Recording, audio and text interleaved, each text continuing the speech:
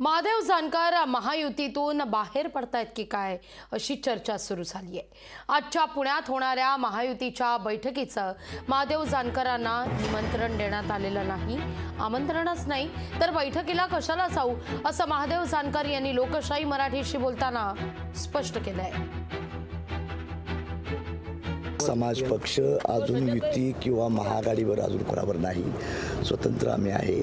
पवार साहेबांचं मी अभिनंदन करतो की काल त्यांनी आम्हाला सांगितलं की आम्ही एक माड्याची जागा राष्ट्रीय समाज पक्षाला देतो, पण काँग्रेस आणि उद्धव साहेबांचा अजून रिपोर्ट येत नाही, त्यामुळे आम्ही स्वतंत्रच तयारी चाललेली आहे आता सध्याला राष्ट्रीय समाज पक्षाची। आजच्या बैठकीचं आपल्याला निमंत्रण नाही नाही, आजच्या बैठकीचं काही निमंत्रण दोघांचंही नाही, मला कोणाचंच मिळत नाही। त्यांचं काय म्हणणं आहे ते म्हणणं ते वारंवार माननीय देवेंद्रजी त्यांचे परम मित्र आहेत। म्हणजे पंकजाताई त्यांची मोठी बहीण आहे, देवेंद्रजी त्यांचे परम मित्र आहेत।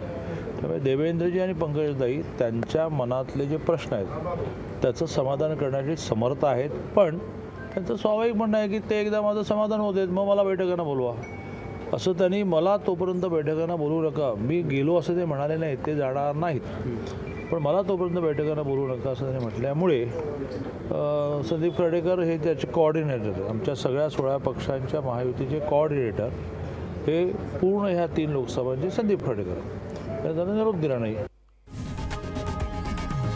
लोकशाही मराठी ऐका, पहा, जागरूक रहा।